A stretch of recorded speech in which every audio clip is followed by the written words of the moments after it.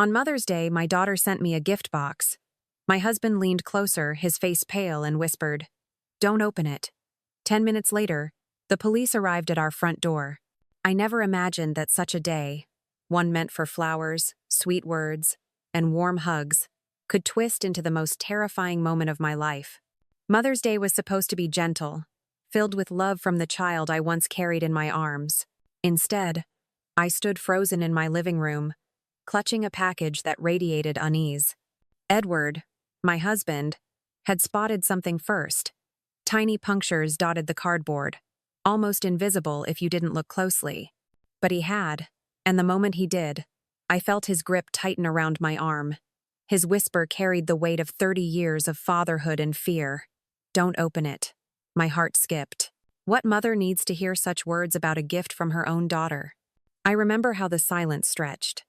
The clock on the wall ticked louder, the air heavier with each passing second. I could almost hear something inside the box. A faint shuffle, a hiss, or maybe just the tremor of my imagination. My palms turned cold as Edward pulled me back from the table. Then came the knock. Firm, urgent, the kind of knock you never forget. When I opened the door, 2 officers stood there, followed by men in uniforms I didn't recognize. Their presence turned my confusion into dread. Mother's Day had never felt so cruel. I wanted answers, but fear gripped me tighter than any hug Olivia had ever given me. And in that moment, I knew something was terribly wrong. When I look back, I realize that moment on Mother's Day was not an isolated shock, it was the breaking point of years of tension that had been building in our family. Edward and I had always tried to give Olivia, our only daughter, the very best life we could. We both came from modest backgrounds. Edward worked 35 years at the same company, never missing a shift, while I balanced part-time jobs with raising her. Our sacrifices were never small. We skipped vacations, drove the same car until it fell apart, and poured every extra dollar into Olivia's schooling and well-being. For decades, that felt like love, the way parents show devotion in quiet, steady ways. But as Olivia grew older, love began to look different to her. She met Daniel in college, a man whose charm at first seemed refreshing. He was funny, ambitious on the surface, and always quick with compliments. But underneath that charisma, I began to notice shadows: gambling, impulsive spending, grand promises that never materialized. Edward saw it too, but we tried not to interfere. After all, our daughter was an adult. We told ourselves she had the right to choose her own path, even if we did not approve of the partner she had chosen. At first, their requests for money seemed harmless. A small loan here, a little help there. We convinced ourselves it was temporary young couples' struggle, after all. We thought we were offering stability until they found their footing, but temporary stretched into years, and what began as requests became demands. Every month, there was a new emergency, a bill that had to be paid immediately, a sudden shortfall that left them desperate. Daniel's gambling worsened, and soon Olivia was echoing his excuses. Instead of resisting, she embraced the chaos. She dressed in expensive clothes, talked about vacations they couldn't afford, and bragged about things bought with borrowed money. Edward and I covered their debts more than once, hoping they would learn from the scare. But instead of gratitude, what we received was entitlement. I remember one night, 2 years ago, when Edward sat at the kitchen table with his head in his hands. We had just wired several $1,000s to cover yet another one of Daniel's losses. "We are not their safety net forever," he whispered. I wanted to agree, but the thought of my daughter without help struggling, maybe even losing her home, kept me from saying it aloud. Love, for me, had always been giving, even when it hurt. But hurt became unbearable. Our savings began to dwindle, and still Olivia and Daniel pressed harder. When Edward finally said no, the change in Olivia's tone was shocking. The little girl who once hugged me tight before school now spoke with venom, her words sharp and cruel. "If you don't help us, you'll never see your granddaughter again." That threat cut deeper than any knife. I had waited my whole life to be a grandmother, and the thought of being shut out from that child's life broke me. I cried for days after she said it. Edward held me close, but I could feel his anger building beneath the surface. He had always been patient, but even patience has limits. 1 week before Mother's Day, the tension finally exploded. Olivia and Daniel came to our house unannounced, their voices already raised before they even stepped through the door. They accused us of being selfish, of hoarding money while they struggled. Daniel slammed his hand against the table, shouting about respect. Edward, calm but firm, told him there would be no more handouts. Olivia's face twisted into something I barely recognized. "You'll regret this," she spat before storming out. The silence after they left was unbearable. I sat in the living room staring at the family photos on the wall. In one, Olivia was 5 years old, smiling with missing teeth, holding my hand tightly. In another, she was a teenager in her graduation gown. I could not reconcile those images with the woman who had just threatened me. That night, I asked Edward if we had gone wrong somewhere. He said no, but his eyes carried a sorrow I couldn't ignore. Then came Mother's Day, when the doorbell rang and the delivery man handed me the box with Olivia's handwriting on the label. My heart fluttered. For a fleeting second, I thought perhaps she was making amends. Perhaps the fight had softened her. I imagined flowers, chocolates, maybe even a card with words of apology. But Edward's sharp gaze stopped me. He noticed what I hadn't, the tiny punctures in the cardboard, the subtle movement inside. He touched the side and drew his hand back, eyes wide with recognition. "Don't open it," he warned. I froze. My stomach turned cold, and my chest tightened as realization crept in. The weight of years of manipulation, the threats, the shouting, all pressed down on me at once. My daughter had not sent me love. She had sent me fear. The moments that followed blurred together the phone call to the police, Edward guiding me into the next room, the waiting, the dreadful anticipation, and then, the knock at the door, firm and unyielding. By then, I knew my life had changed. Whatever was inside that box, it was not just an object. It was a message. A message from Olivia that she no longer saw me as a mother, but as an obstacle. And on that day, something inside me began to break and to harden. The knock at the door was sharp, deliberate, and far too serious for a holiday morning. When I opened it, 2 uniformed police officers stood on the porch, their radios crackling faintly. Behind them, a white van pulled up, painted with the words, "Animal Control." My chest constricted. My trembling hands clutched the edge of the door as Edward stepped forward to explain. "There's something wrong with this package," he said firmly. "We think it might be dangerous. We haven't touched it." "Oh, B." One officer nodded gravely, motioning for us to step back. They entered cautiously, their boots heavy on the hardwood floor. The second officer approached the table where the box sat, still sealed, still pulsing with dread. I stood near the doorway, my body stiff, my palms damp with sweat. The man from Animal Control examined the box with a flashlight. He leaned close, then jerked back slightly. "There's movement," he muttered. My knees weakened. I gripped Edward's arm so tightly he winced, but he didn't pull away. "What kind of movement?" I asked, though part of me wished I hadn't. The specialist crouched low, tapping lightly against the side. A faint hiss answered. My breath caught. "It's alive," he confirmed, "and it's not small." I covered my mouth with both hands as tears filled my eyes. This was supposed to be a gift from Olivia, my daughter, my own flesh and blood. How could she send me something that hissed? The officers exchanged glances. One spoke gently. "Ma'am, please step outside for a moment. It's safer." Edward guided me to the porch. I could feel the spring air brushing against my face, but no amount of breeze could calm the storm inside me. From outside, I watched through the doorway as the animal control officer carefully cut the tape, his hands steady, his face unreadable. The moment the seal broke, a sound like air escaping filled the room, followed by the unmistakable rattle of scales against cardboard. He dropped the lid back quickly and barked, "It's a snake, venomous." I staggered back, nearly collapsing against Edward. The word echoed in my head, venomous. Not harmless, not a joke. Venomous. The officer lifted the box with practiced precision and slid it into a secure container he had brought. The rattle grew louder before fading once the container latched shut. My stomach turned as realization hit me. If Edward hadn't noticed those punctures, if I had opened that box with naive excitement, I could have been face to face with a snake. I might not even be alive to tell the story. The police took notes quickly, documenting everything. "Do you have any idea who might have sent this?" one officer asked. He hesitated. Saying it aloud felt like betraying my own child, but the truth weighed heavier. "It came from my daughter," I whispered. "It was supposed to be a Mother's Day gift." The officer's pen paused mid-stroke, his brow furrowed.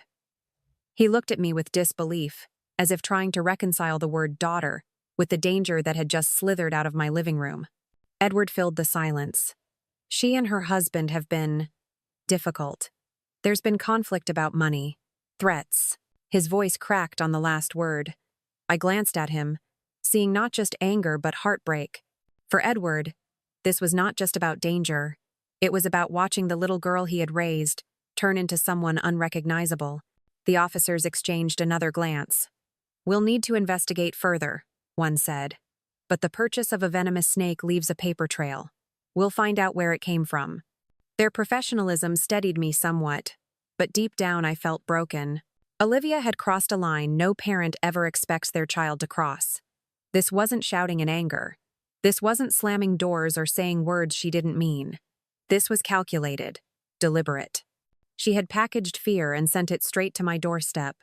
After the officers left with the container, silence settled over the house once more. The table, now empty, seemed haunted by what had sat there moments before. Edward held me close, his arms tight around my shoulders. I buried my face in his chest, sobbing. "I can't believe she would do this," I whispered. "I can," Edward said softly, though his eyes shone with pain. "I've seen it building for years. But this is more than selfishness. It's cruelty." I wanted to argue, to defend Olivia, to say she had been manipulated by Daniel, that perhaps it wasn't really her idea. But the box, the punctures, the hiss, they told me otherwise. My daughter had chosen this path. She had wanted me to suffer. That night I couldn't sleep. Every creak of the house made me jump. Every shadow felt threatening. I kept picturing the snake slithering free, hidden beneath furniture, striking when I least expected. Even though it was gone, the fear lingered. Edward sat beside me, holding my hand, whispering that we were safe. But I could tell he didn't believe it either. Mother's Day had ended not with flowers or laughter, but with sirens and evidence bags. And deep inside, a truth was dawning on me. My daughter wasn't just lost, she was dangerous. The next morning, our house still felt heavy with dread. I hadn't slept more than an hour, jolting awake at the faintest sound, convinced the snake was still here even though animal control had taken it away. Edward brewed coffee, but it tasted bitter on my tongue, like ashes of a life I no longer recognized. We sat at the kitchen table in silence until the phone rang. It was one of the officers from the night before. "Mrs. Thompson," he began, his tone steady. "We traced the purchase. The snake was bought with a credit card belonging to Olivia Thompson. Does that name mean anything to you?" For a moment, I thought my heart had stopped. My throat went dry. Of course the name meant something. Olivia wasn't just anyone. She was my daughter. "Yes," I croaked. "She's my child." "Andy." The officer hesitated, perhaps waiting for me to deny it, to explain there must be some mistake. But there was no mistake. He gave me the details. The date, the store, even the receipt number. Olivia's signature was on the purchase. The evidence was undeniable. When the call ended, I sat motionless, the phone still pressed to my ear. Edward took it gently from my hand and set it down. "You heard him," he said softly. "It was her." And I wanted to scream that it wasn't true, that Daniel must have stolen her card, that someone else had forged her name. I wanted to cling to any shred of doubt, but the truth was a boulder crushing my chest. Olivia had bought the snake. Olivia had sent the package. Olivia had tried to terrorize me. Edward suggested we confront her directly. My hands trembled as I dialed her number. Each ring felt like a drumbeat of betrayal, until finally she answered. Her voice was casual, almost cheerful. "Mom," she said, "did you get my gift?" My breath hitched. "Olivia," I whispered. "Why? Why would you do this?" She laughed a light, mocking laugh that chilled me. "Oh, come on. It was just a little prank. You act like I tried to kill you. It was just a snake." "Just a snake?" My voice cracked, rising in disbelief. You sent a venomous animal into my home. Do you understand what could have happened? Do you understand what you've done?" There was a pause.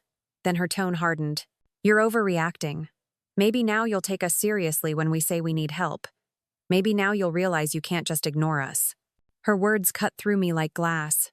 It wasn't a prank, it was a weapon, a tool of manipulation. She had wanted me terrified, desperate, vulnerable enough to give her whatever she demanded. "Olivia," I said, tears streaming down my face. "I raised you. I loved you. How could you do this to me?" She sighed, exasperated. "Spare me the guilt trip, Mom. You and Dad have money sitting there while we're drowning. If you won't share it, then don't blame me for finding ways to make you listen." I stared at the phone, numb. Edward's jaw tightened as he listened to every word. I wanted to argue, to make her understand the line she had crossed, but deep inside I knew it was useless. She didn't care. She didn't see us as parents anymore, only as obstacles between her and the life of excess she craved. When I hung up, the silence in the room was deafening. Edward wrapped his arms around me, but I barely felt it. My mind replayed Olivia's laugh, her dismissal of my pain. It was worse than the snake itself, worse than the danger, because it proved something final. My daughter no longer saw me as her mother. For days afterward, I moved through the house like a ghost. I avoided the living room where the box had been, as if the memory still slithered there. I stopped answering calls, afraid it might be her again. Edward handled most of the communication with the police. They promised to pursue charges if we pressed forward, but even that gave me little comfort. How could I sit in a courtroom and testify against my own child? And yet, I knew something had changed in me. The years of enabling, of handing over money in the name of love, had only fed Olivia's entitlement. The snake wasn't just an act of cruelty, it was a message. She believed she owned my fear.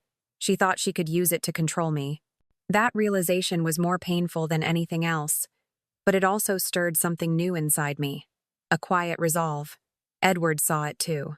One evening, as we sat on the porch watching the sun sink below the trees, he turned to me and said, "We can't let her keep doing this. It's destroying us." I nodded, wiping my tears. "Then it has to end." Our dead. Mother's Day was meant to honor mothers, to remind children of the sacrifices made for them. Instead, mine had become a symbol of betrayal. But in that betrayal, a seed was planted, a seed of strength I didn't know I had. For the first time, I began to think not about how to save Olivia, but how to save myself. In the days after Mother's Day, our home felt less like a sanctuary and more like a fortress under siege. Though the snake had been removed, the venom lingered in my heart. Each creak of the floorboards reminded me of the hiss I had heard when the box was opened. But worse than that sound was the echo of my daughter's laughter over the phone, dismissing my terror as a prank. That laugh haunted me every time I closed my eyes. Edward tried to keep us moving forward. He canceled every card Olivia had access to, called the bank to freeze shared accounts, and changed the passwords on our finances. For decades, we had allowed Olivia small windows into our financial world, automatic transfers to cover her rent, emergency credit lines with her name attached, and even a joint account we had opened years ago when she first moved out. We had told ourselves it was for her safety, a cushion she could rely on if she ever fell. But like any cushion, it had turned into a crutch, and eventually into a weapon she used against us. The first sign of backlash came almost immediately. Olivia called, screaming into the phone when her card was declined at the grocery store. She demanded to know why the money wasn't there. Edward calmly told her that the support was over. Her response was venomous. "You think you can just cut me off? You'll regret this." She hung up before either of us could answer. 2 days later, our doorbell rang. I opened it to find Olivia and Daniel standing there, faces twisted with anger. Daniel's voice carried across the porch before I could even greet them. "What the hell do you think you're doing? You can't just cut us off like that." Edward stepped forward, his voice calm but firm. "Yes, we can. And we have. You're grown adults. It's time you lived like it." Olivia shoved past me into the living room, her eyes blazing. "You've always had money. You've always been able to help. What kind of parents are you to abandon your own daughter when she needs you most?" Her words sliced through me, sharp with guilt. For a split second, the old Margaret, the mother who would have caved, who would have written another check, just to keep the peace rose up inside me. But then I remembered the box, the punctured holes, the hiss, the laughter on the phone. I remembered the police standing in my doorway with evidence in their hands, and the guilt gave way to something stronger: resolve. I am the kind of mother, I said quietly, who refuses to be threatened in her own home. Olivia blinked, startled by my tone. She wasn't used to me speaking that way. For years, I had been the peacemaker, the soft voice that smoothed edges. But that day, my voice carried steel. Daniel sneered, stepping closer. You think you can just cut us off and still expect to see your granddaughter? Forget it. You'll never see her again. Ay, Mari. The old fear stabbed through me. Fear of losing that little girl, the one who smiled so brightly whenever she visited. But this time, the fear didn't win. I straightened my shoulders and looked Daniel in the eye. If keeping her means letting her grow up in the shadow of your greed and manipulation, then maybe it's better I don't see her at all. Olivia gasped as though I had slapped her. How can you say that? Because I love her too much to watch her become like you, I said. My voice shook, but I didn't look away. And I love myself too much to keep being your victim. For a long moment, silence filled the room. Even Daniel's smug expression faltered. Edward stood beside me, his hand on my shoulder, steadying me but letting me speak. Olivia's eyes narrowed. You're going to regret this. When you're old and alone, don't expect us to come running. I wanted to laugh at the irony. Old and alone was exactly how I had felt for years, abandoned not by time, but by the very daughter who now stood before me. I would rather be alone, I said softly, than live chained to your cruelty. The words hung in the air like smoke after a fire. Finally, Daniel grabbed Olivia's arm. We're wasting our time here, he muttered. He pulled her toward the door. She resisted for a moment, glaring at me as if daring me to call her bluff. But when Edward closed the door firmly behind them, their threats became muffled echoes fading into the night. After they left, I collapsed into the armchair, shaking.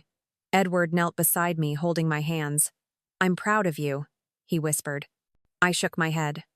I feel like my heart has been ripped in two. I know, he said gently. But you needed to say it. We both did. That night, I lay awake again. But this time, my sleeplessness wasn't only fear, it was clarity. I realized that every time I had given in, every time I had sent money or offered help, I hadn't been saving Olivia. I had been prolonging her downfall and deepening my own suffering. The snake was the final straw, but the truth had been there all along. Love without boundaries isn't love. It's submission. The next morning, Edward and I sat together at the kitchen table with stacks of papers, bank statements, account records, insurance policies. We began the process of untangling our finances from Olivia's reach completely. It wasn't just about cutting her off. It was about reclaiming our lives. For the first time in decades, I felt a flicker of freedom. Later that week, Olivia sent a string of furious messages. She accused us of betrayal, called us heartless, and even tried to guilt me with memories of her childhood. After everything I've done for you, she wrote, this is how you repay me? I stared at the words, my hands trembling. Edward reached over, deleted the message, and blocked her number. No more, he said, and I nodded. I knew this wasn't the end. Olivia and Daniel wouldn't give up easily. They thrived on control, on intimidation. But for the first time, I wasn't afraid of what was coming. I was ready. Mother's Day had revealed the darkest truth about my daughter, but it had also awakened the strongest truth about myself. I was no longer willing to be silenced by fear, and though the path ahead was painful, it was also the only path that could lead us to peace. The morning after Olivia and Daniel stormed out of our house, Edward placed a folder on the kitchen table. It was thick with papers, bank statements, old tax returns, insurance policies, even a copy of our will. It's time, he said. His voice was steady, but I saw the heaviness in his eyes. I nodded, though a lump rose in my throat. For years, we had postponed conversations about estate planning. It felt morbid, like inviting death into the room. But now, it wasn't about death, it was about survival. If we didn't take control, Olivia and Daniel would keep pulling strings until there was nothing left. That afternoon, we scheduled an appointment with Mr. Lawson, a family attorney who had helped us with minor issues years earlier. His office smelled faintly of leather and coffee, a comforting steadiness compared to the chaos we had been living. He greeted us with a warm handshake, but his expression sobered as soon as we explained why we were there. "A venomous snake?" he repeated, eyebrows raised. "That isn't just disturbing, it's criminal. You could press charges." I shifted uncomfortably. "She's still my daughter," I whispered. "I don't know if I could stand in a courtroom and testify against her." Mr. Lawson leaned forward. "You don't need to decide that now. What you do need to decide is how to protect yourselves moving forward. From what you've described, Olivia and Daniel won't stop until you create firm boundaries." Edward slid the folder across the desk. "We want to rewrite everything: our will, our accounts, all of it. We want to make sure Olivia has no access to our money. But we don't want to punish our granddaughter. She's innocent in all of this." Mr. Lawson nodded thoughtfully. "That can be done. You can remove Olivia from your will entirely while establishing a trust fund dedicated solely to your granddaughter's education. It ensures she's cared for without putting resources in Olivia's hands." Tears stung my eyes as relief mingled with sorrow. The idea that my granddaughter would be provided for brought comfort. But the reality that we had to legally cut our daughter out of our lives felt like carving away a piece of my own heart. Over the next 2 hours, we combed through every detail. Mr. Lawson asked questions about property, savings accounts, retirement funds. He explained how to secure everything so Olivia and Daniel couldn't manipulate us again. Edward answered firmly, with the clarity of a man who had reached his limit. I added my voice where I could, though it trembled. When we stepped out of the office, the sun was beginning to set. The world looked strangely bright, as if mocking the heaviness in my chest. Edward took my hand as we walked to the car. "We're doing the right thing," he said quietly. "It's not about punishing her, it's about protecting ourselves and protecting the child." That night, I lay in bed staring at the ceiling. I thought about my granddaughter, her small hands clutching a teddy bear, her innocent giggle when she ran through our backyard last summer. I thought about Olivia at that same age, when her laughter once filled me with joy instead of dread. Somewhere along the way, I had lost her. Maybe she had chosen a path too dark to return from. Maybe Daniel had pulled her there. Or maybe we had enabled her for too long. But now, I understood something I hadn't before. Love without boundaries isn't real love. It's surrender. And surrendering had nearly cost me my life. The following week, we returned to Mr. Lawson's office to sign preliminary documents. With each signature, I felt a strange mixture of grief and empowerment. Grief for the daughter I no longer recognized, and empowerment because I was finally taking back control. For years, I had been silent, hoping love would be enough. Now, silence had a new meaning. It was no longer weakness. It was strength, the kind that quietly rewrote a will, quietly closed a bank account, quietly built a wall no manipulation could breach. That night, Edward poured us both a glass of wine. We sat on the porch as twilight settled, the cicadas humming in the distance. "Do you feel lighter?" he asked. I nodded slowly. "Yes. For the first time in years, I do." But I also knew Olivia and Daniel wouldn't accept this quietly. A storm was coming, and we had to be ready. The day we finalized the documents with Mr. Lawson, I felt as though I had crossed an invisible threshold. He slid the fresh papers across his polished oak desk, his pen poised for our signatures. Edward signed first, his strokes steady and unwavering. When it was my turn, my hands shook, not from doubt, but from the weight of what those signatures meant. I pressed the pen to paper, and with each line, I severed ties that had once bound us in ways both sacred and suffocating. Olivia was officially removed from our will. No loopholes, no contingencies. She would inherit nothing. Instead, Mr. Herricksley Lawson helped us establish a trust fund for our granddaughter, designed so that not a cent could be accessed by her parents. The funds would only be released directly to educational institutions, college tuition, school fees, books. It was a lifeline for the child, but a closed door for Olivia and Daniel. When the final document was signed, Mr. Lawson looked at us with measured compassion. "This is never easy," he said. But it's necessary. You've protected yourselves and your granddaughter. Leaving his office, I felt lighter but also strangely hollow. Cutting your child out of your future isn't something any mother imagines when she first holds her baby. I had once rocked Olivia to sleep, promising silently to protect her forever. Now I was protecting myself from her. That truth sat in my chest like a stone, but it was a stone I could bear. The next step was even harder: filing for a restraining order. Edward and I sat side by side in the courthouse, filling out forms that detailed the threats, the financial abuse, and, most damning of all, the snake in the box. Writing those words down felt surreal, as if I were narrating someone else's nightmare. But when the clerk stamped the papers and handed us a court date, the nightmare became law. The order was granted swiftly, given the evidence. Within days, a sheriff delivered the documents to Olivia and Daniel. I wasn't there to see it, but I imagined Olivia's face when she realized her parents had legally barred her from contact. For years, she had held power over me through fear and guilt. Now the tables had turned, silently and irrevocably. It didn't take long for the phone calls to start from blocked numbers, from mutual acquaintances carrying messages. "Olivia's furious," one cousin reported. "She says you've betrayed her." Another friend whispered that Daniel had been ranting at the bar, calling us cold-hearted tyrants. For once, I didn't tremble at their anger. I felt calm. Their rage was proof that our plan had worked. Without access to our finances, without the ability to bully us face to face, they were powerless. One evening, about a week later, Olivia showed up at the edge of our driveway. The restraining order kept her from setting foot on our property, but she stood just far enough away to shout. "You can't do this to me!" she screamed, her voice cracking with fury. "I'm your daughter! You owe me!" Edward called the sheriff, and she was gone before anyone arrived. I stood at the window, watching the spot where she had stood. My heart ached, but it no longer wavered. "I don't owe you destruction," I whispered to myself. "I owe myself peace." 2 days later, an envelope arrived in the mail. Inside was a crude handwritten note.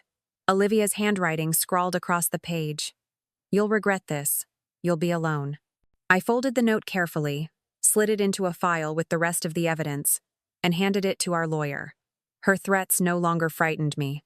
They only confirmed the path we had chosen was right. By the end of that month, everything was in place. Olivia and Daniel had lost their grip on our finances, their access to our lives, and their standing in our legacy. Our granddaughter's trust was secure. The law was on our side. And for the first time in decades, I slept through the night without waking in panic. Edward and I sat on the porch one quiet evening, sipping tea as the sun dipped below the horizon. "Do you think she'll ever forgive us?" I asked softly. Edward shook his head. "She may never. But this isn't about her forgiveness. It's about our freedom." I leaned back, listening to the crickets hum in the tall grass. Freedom. The word felt strange on my tongue, but beautiful. Silent. Sweet. For years, I had believed that to be a good mother meant giving endlessly, sacrificing without boundaries. Now I understood the truth. Real love sometimes means saying no, even when it breaks your heart. Especially then. And though Olivia might never see it, my granddaughter would one day know that her grandparents had loved her enough to fight not with shouting, not with venom, but with silence and strength. That was our revenge.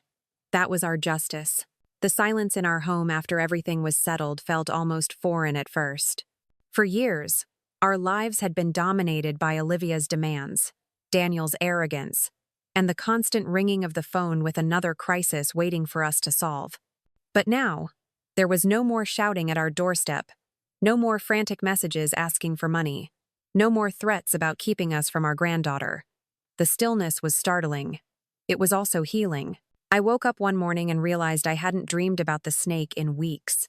That hiss that once echoed in my ears was gone, replaced by the soft sound of birds outside our window. I began to cook again, not just out of duty but with joy.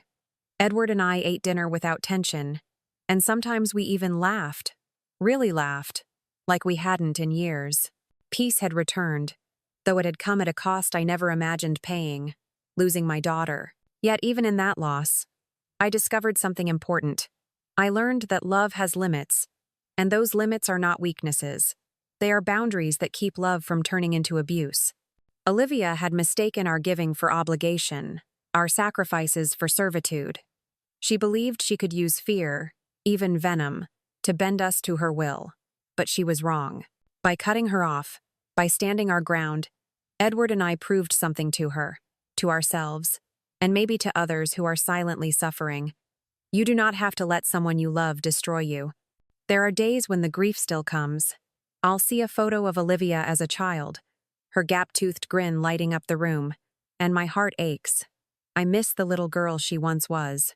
But then I remember the woman she has become, the cruelty, the entitlement, the snake in a box, and I know that my grief is not for the daughter I lost, but for the innocence that was never meant to last. I hold on to hope that one day she may change, that she may face her own reflection and choose differently. But whether she does or not, I cannot let her drag me into the pit she has dug for herself. My responsibility now is not to her choices but to my own peace. The sweetest part of this revenge was not in cutting her off or watching her fury when she realized what we had done.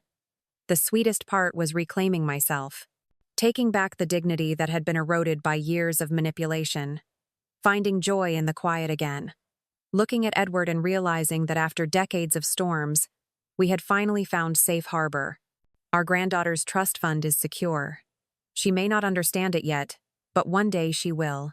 One day she will see that her grandparents loved her enough to protect her future, even if it meant standing against her own parents. And maybe, just maybe, that knowledge will break the cycle. For now, Edward and I sit on our porch in the evenings, watching the sun dip below the horizon, listening to the crickets sing. The air feels lighter, the world feels safer. And in that silence, I hear strength. Silent, sweet revenge. It didn't come with shouting or chaos. It came with resolve, with boundaries, with quiet decisions that reshaped our lives forever. And if there is one thing I would tell anyone who hears my story, it is this: do not confuse love with surrender. Sometimes, the greatest act of love for yourself and even for those you care about is knowing when to say enough. What do you think about my decision? Would you have done the same if you were in my shoes? Share your thoughts in the comments below. I would love to hear your perspective.